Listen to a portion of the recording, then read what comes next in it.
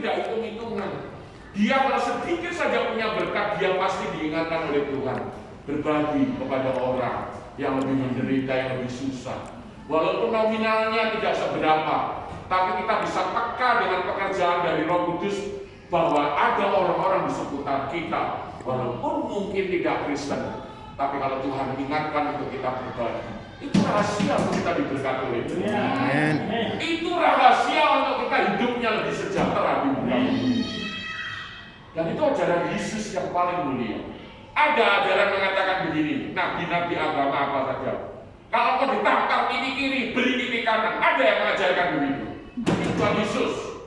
Betul nggak? Kasihlah musuhmu. Siapa yang mengajar itu? Tuhan Yesus. Coba kalau agama lain sedikit saja dihina, Allah Akbar. Mau dihantamnya kita. Seperti itu. Orang Kristen mau dibakar gerejanya. Puji Tuhan. Bahkan dikatakan apa? Kami doakan kelak nanti kamu akan menjadi orang Kristen pengikutku. Aku mengasihi kamu. Orang Kristen kan? Yeah. Kalau orang Kristen suka bertengkar dan segala, Tuhan gak akan memberkati hidup kita. Dan saya mau mengajak kepada kita semua, ini yang dikatakan 1 Yohanes. Tuhan kita yang penuh kasih itu memberikan apa saja di muka bumi. Setelah diampuni dosa kita, pikiran kita jadi terang, pikiran kita jadi positif, hati tindakan kita berbelas kasihan. Kita selalu berpikir hal-hal yang baik di muka bumi ini dengan sesama. Karena kita sudah diperbaharui, kita tidak diperbudak lagi dengan dosa. Pikiran kita tidak kotor lagi. Kita selalu berpikir positif hidup kita. Dan salah satu ciri dari Yesus, dari ajaran dari Tuhan Yesus, dia memberi kepada sesama. Itu yang dikatakan 1 Yohanes 3. Hidup kita akan lebih sejahtera di bumi dan memuliakan nama Allah. Yang keempat yang kita mau bisa pelajari bersama-sama next, kita diberi Roh Kudus.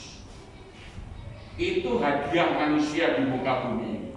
Jadi yang pertama kita dapat pengampunan dosa, menang dari iblis, dan yang ketiga itu yang ketiga tadi hidup kita lebih sejahtera di muka bumi ini.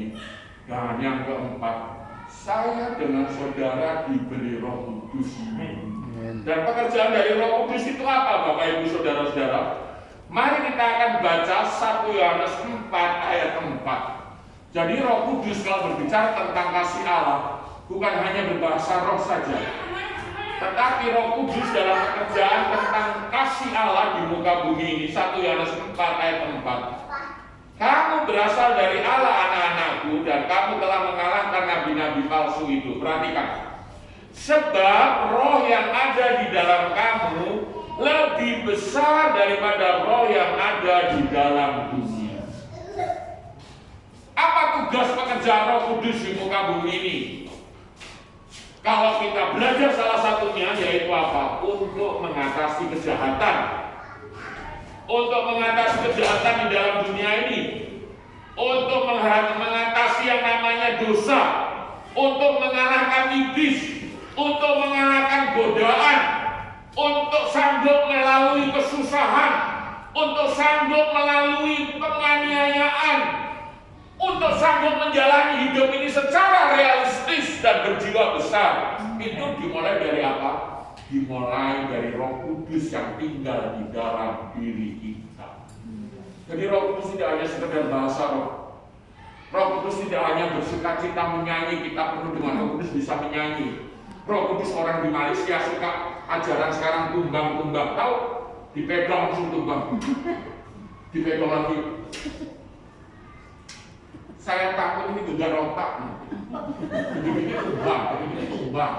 Tahu nanti kalau sakit gegar otak. Apa itu benar Pak Bindargo? Boleh-boleh saja, benar. Tapi saya mau mengatakan, kalau kita bicara tentang kasih Allah, Roh Kudus itu memberi jaminan apa? Kuasanya rohnya itu lebih besar dari apapun yang ada di muka bumi ini. untuk mengatasi kejahatan, untuk kita berani menghadapi penderitaan, untuk berani kita tetap tegar, sabar menjalani hidup ini. Siapa yang mengatasi, memberi itu jaminan? Roh Kudus. Karena dikatakan di dalam 1 Yohanes 4 ayat 4 di situ firman Allah jelas sekali, ayat 4b di sana dikatakan, sebab roh yang ada di dalam kamu lebih besar daripada roh yang ada di dalam dunia ini. Roh yang ada di dalam dunia ini apa? Kekhawatiran. Iblis yang memanipulasi, iblis yang membuat kita khawatir, iblis yang membuat kita ragu. Dan itu diatasi dengan cara apa? Dengan cara Roh Kudus yang tinggal di dalam diri kita dan memberikan hikmat sehingga kita berani menghadapi kenyataan itu. Jadi enak loh ya untuk Tuhan Yesus itu. Kalau kita gagal, ada Roh Kudus. Kalau kita susah, ada Roh Kudus yang menghibur. Amin. Itu bekerja Roh Kudus. Jadi Roh Kudus itu tidak hanya sekedar memang tanda pertama orang dipenuhkan dengan Roh Kudus berbahasa roh, glosolalia. Tapi setelah kita berbahasa roh, maka ketika ada tantangan, ada masalah, orang itu sebenarnya adalah orang yang berani menghadapi kerasnya hidup ini. Susah apapun tantangan kita dibanyak di kampung apa saja karena kita orang Kristen, kita dihalangi, kita dijadikan orang nomor 2, kita dibikin susah, melakukan apa dipersulit, kita tetap akan berjiwa besar dan akan menjadi pemenang di kemudian hari. Karena ada Roh Kudus yang sanggup mengatasinya. Itu kasih Allah yang kita akan peringati, namanya Natal, hari lahirnya Yesus. Jadi Yesus lahir bukan hanya mengampuni dosa, tapi dia juga melepaskan kita dari kuasa iblis dan melepaskan kita dari sakit penyakit diantaranya, dan hidup kita lebih sejahtera. Dan kalau kita ada masalah karena di dunia ini ada kelemahan, dia menyangguhkan kita untuk berani menjalani hidup ini. Karena Roh Kudus itu kuasanya lebih besar dari kuasa apapun di muka bumi. Dan yang terakhir, kalau kita bisa pelajari bersama-sama, manusia kalau nanti setia sampai akhir hidupnya akan diberikan hidup yang kekal. Ya, 1 Yohanes berapa itu? 1 Yohanes 5 ayat 11 dan 12. Orang senang kalau Natal itu membaca Yohanes berapa? Yohanes 3 ayat 16. Karena begitu besar kasih Allah akan dunia ini sehingga dikaruniakan akal.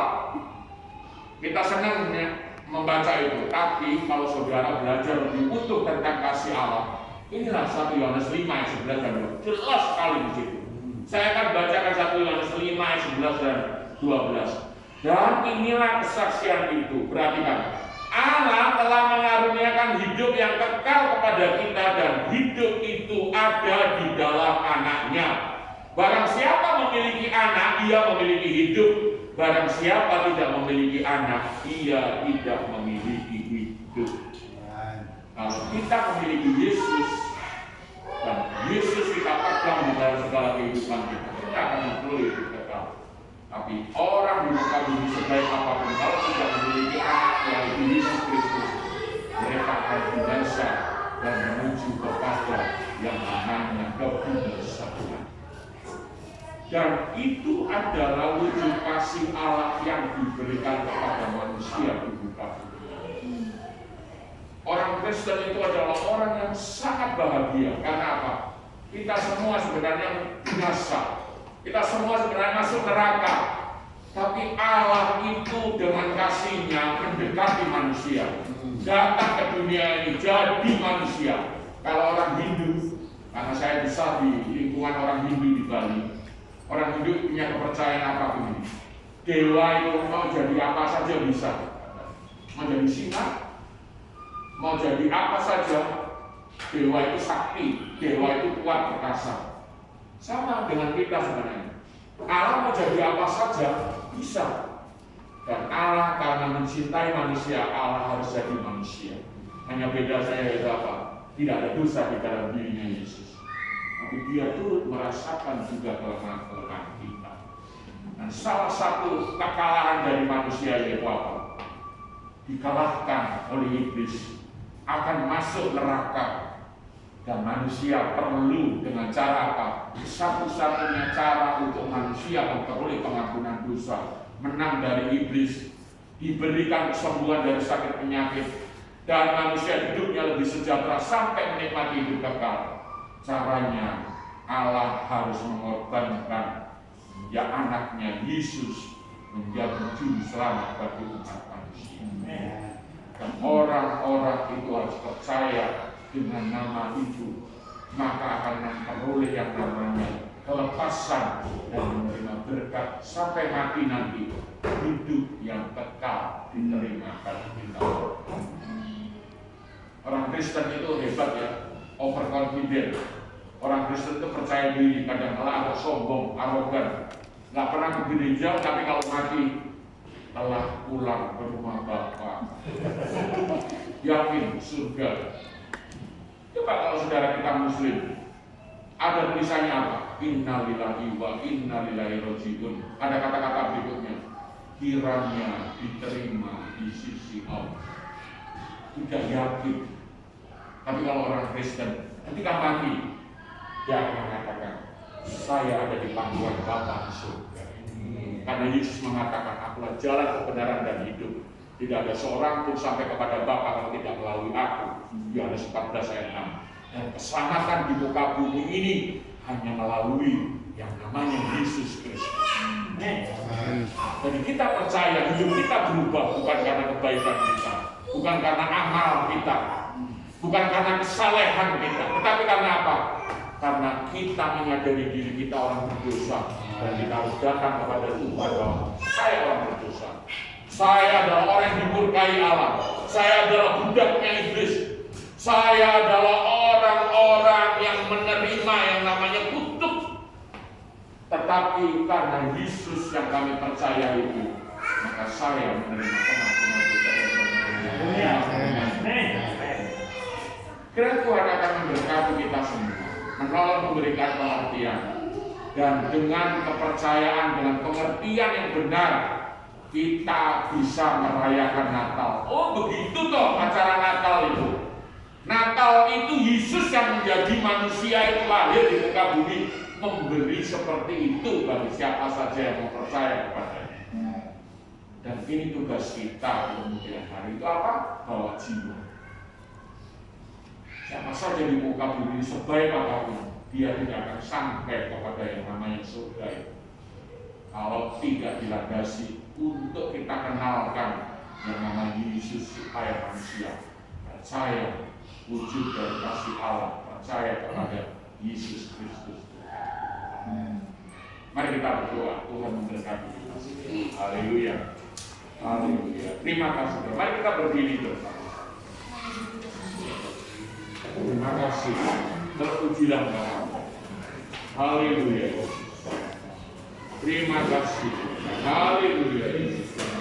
Terima kasih. Kenal cinta Yesus. Terima kasih Tuhan. Terima kasih. Ku mau cinta Yesus selamanya. Ku mau cinta Yesus. Terima kasih Tuhan. Haleluya.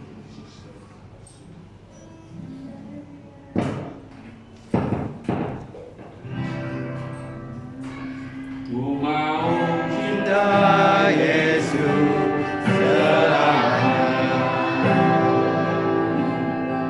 Ku mau cinta Yesus selamanya. Meskipun badai silih berganti dalam hidupku, tetap cinta Yesus selamanya. Mau cinta Yesus selamanya. Ku mau cinta Yesus selamanya. Meskipun badai silih berganti dalam hidupku, ku tetap cinta